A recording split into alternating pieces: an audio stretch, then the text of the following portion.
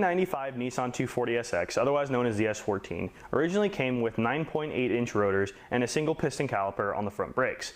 Now that's going to be just fine for your normal street use, but for track use, which is what we're all about here at Time Attack Hack, we need a bigger braking setup. Now the common upgrade for the 240SX is to go to the Z32 or 300ZX front brakes.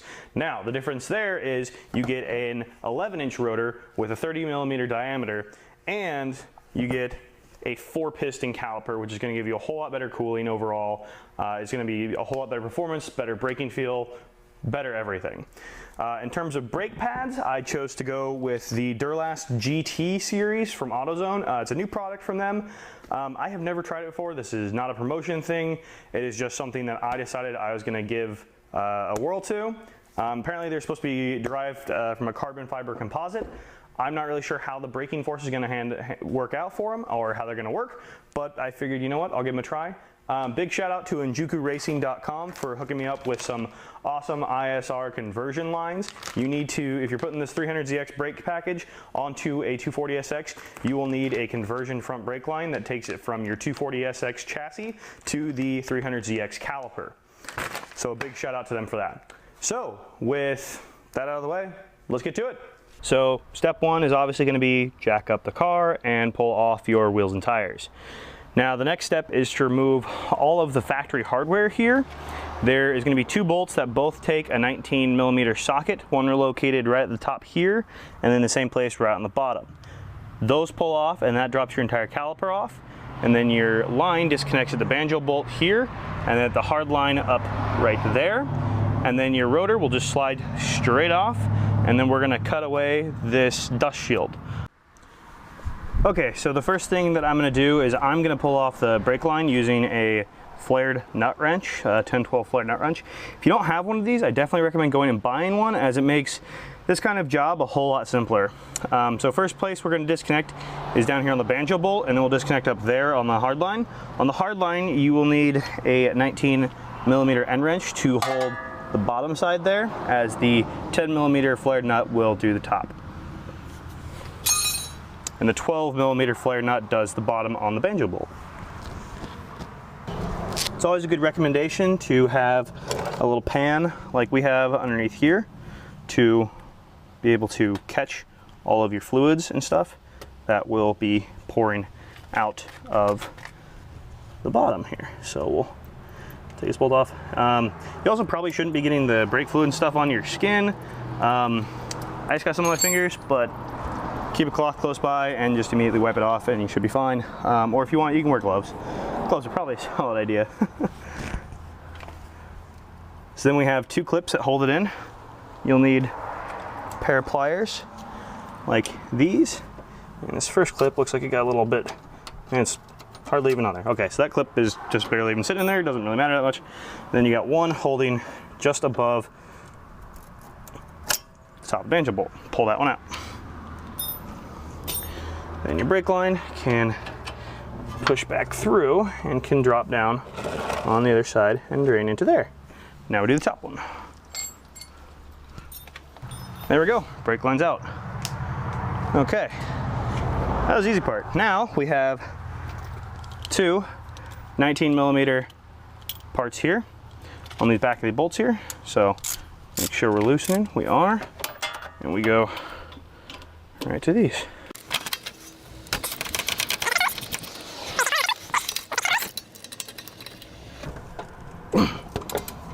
Sometimes they get a little bit seized on there, and you have to use, you know, an interesting method of persuasion. Namely a hammer. Jeremy Clarkson will be proud of me.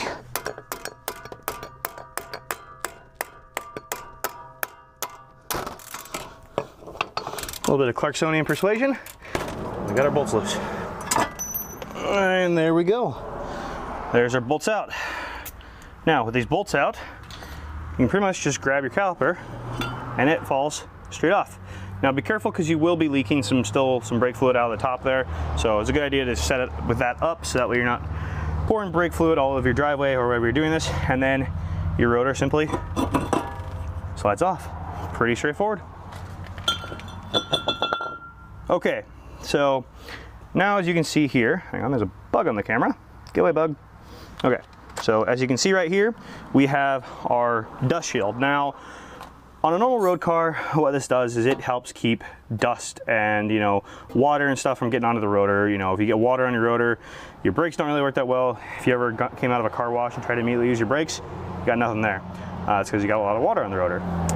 That's what this normally does, and keeps, you know, brake dust minimum and stuff. Keep your wheels clean if you're just driving around. For a race purpose, we don't want these. We don't need these. All they do for us is they trap in heat. And that's the devil when it comes to racing, is heat. So we don't want these. So there's two ways you can go about this. You can either take off your hub here and then just slip this right off. It's a little bit more involved, but it does end up being cleaner. I'm gonna save that for when I replace my hubs, which is gonna be in a little while. So I'm just gonna go ahead and save those. And for the time being, just for the ease of simplicity, I'm just gonna cut these off right now. So this is kind of a pain in the ass job. And since I don't want to have you guys see me sweating working on these, let's cut to that now when I'm done. Alrighty guys, welcome back. As you can see, I'm sweating a little bit. So I did end up just go ahead and pulling the hubs and then removing the heat shields that way. It was too much of a pain to try to just cut it off with tin snips. Unfortunately, I'm an idiot and I forgot to film it. So yeah, that's that. Took them off and did that way. When I pull my hubs in another future episode, I will show you what I did. I kept one of the scraps so I can show you how that comes off. My bad. All right, moving on, we have the Z32 caliper here. Now, if you buy your calipers from AutoZone or an auto parts store like I did, then you will get a little pack that has these little bolts in it, this little pin clip thing, and this little bracket that sits over the top. Now, it's pretty straightforward as to how all this goes together. Your pads will come with these little holes up here, and pretty much you just slide those into place. Now, I recommend, and from every single diagram I've ever seen of these, and any way I've ever seen anybody do these, you put the pins in with the heads of the pins facing the outside of the rotor. So it's pretty straightforward. You basically just take your pads and you put, well, I messed up here, let's pull that one back out. You take your pad in and you slip your pin through the side and you get it into there. Then you get your other pad in here. And if you can do this right, slips right through. All right, and then you do the same exact thing with your other pin, which is gonna be so much easier now because you already have one in, so the pin slides through. Boom, boom. Now this will try to like slide over, but that's okay. So now what you do is you take your bracket and it has a little, little cup thing there. You slip there, it goes there, and then you push this down like that. And it clips right into place. So that's pretty straightforward. And then your last little bit, your little clip here. I've seen people do this a couple different ways. The way I thought to do it, and the way I think that would make the most sense, is get these little, these little holes in the ends of this. You get that all lined up, and then you get your pin set in properly, right?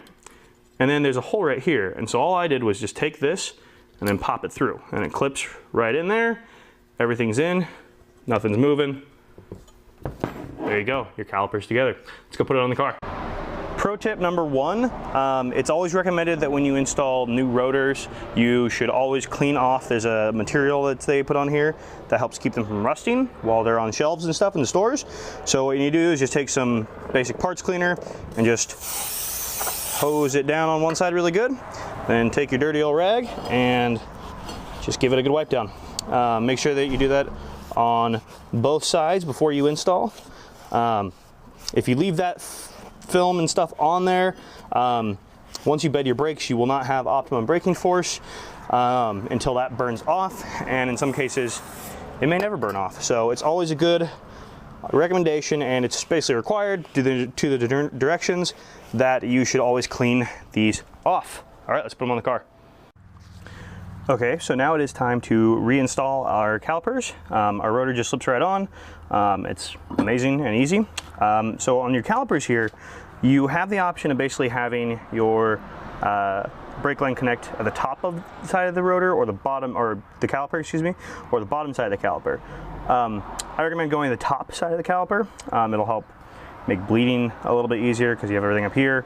on the top because your bleed valve's up here and you have your line connecting there. It makes everything so much simpler when you go to bleed it. So that is my recommendation. So in 3, 2, 1, my caliper's gonna be on. Okay guys, that is now on. That is just like magic. It's really straightforward, and it's such a great upgrade that these just bolt straight onto the factory spindles, and you can go from, you know, a nice small economy brake to a much better braking setup that will do much better out on the racetrack, which is what we're all about here. So your final step then is going to be to reinstall your brake line. This end will go into the caliper on the back side, just right down here, if you can see where my finger's pointing, and the other side attaches to the hard line, and it is now in. And voila, we are done. It's an extremely simple install. Part of what makes me love this brake upgrade is because of how simple it is. You know, I can't say it enough. You know, it makes it so great that Enjuku makes these conversion lines that literally just plug right into place, right where you want them. So huge shout out to them and ISR for making a fabulous product. You know, and this stuff is easy to get. You can get it like at any auto parts store, like I said earlier on. You know, and it's a straightforward install. And in terms of big brake kits for 240SXs, it's one of the most readily available and the cheapest out there. I think with everything I spent, and I am also doing the rears with new calipers and everything, but just for the front, you know, I think it was around about $250, $300 for everything all in. So it's one of those cost-effective brake upgrades that is out on the market currently, and pretty hard to beat in terms of performance per dollar. The last step in this process is going to be putting in brake fluid and bleeding the system. I recommend ATE Type 200. Now, I ordered this off Amazon, so I'm not sure why they sent me a bottle that has German writing on it. So you might get a German bottle, but it's the same stuff. It's great, high quality .4 fluid. It has a nice high boiling temperature range. You know, boiling point is 280 degrees Celsius, 536 degrees Fahrenheit minimum. Wet boiling point 198 degrees Celsius, 388 degrees Fahrenheit. It's a great brake fluid that is going to be good for day-to-day use, but also will hold up to all the heat and abuse that it will see at a track. I have ran this in every car that I have ever owned and will continue to do so. I'm not sponsored by them. I just think it's a great product. So that's what I would purchase. I got it off Amazon. You might be able to find it somewhere else at a local auto parts store, whatever. But there you go. That's 300ZX brakes installed. Alrighty guys, thank you so much for watching this episode of Time Attack Hack and helping me work on the Time Attack Hack Nissan 240SX S14. The next time you will see this car, I will be down at a track in Southern Oregon here called White City. It's a go-kart track, but they do some autocross endurance racing type stuff. So I will be down there this weekend with a friend of mine. So I will do some videoing and put that up on here so you guys can see that.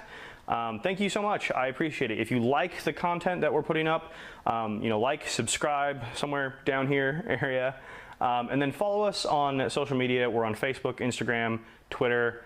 Yeah, I think those are all the big ones. At Time Attack Hack. Engage with us. We'd love to hear your thoughts and your comments. Stuff that you think I should do to the S14, you know, drop a comment below. Anything that you think we should be doing, racetracks you want me to go and visit that are in the Pacific Northwest area here, anything you want me to go and video and see or do or write about, check out our website, timeattackhack.com, and we'll see you at the racetrack. Give it to me, baby. Baby. Yeah.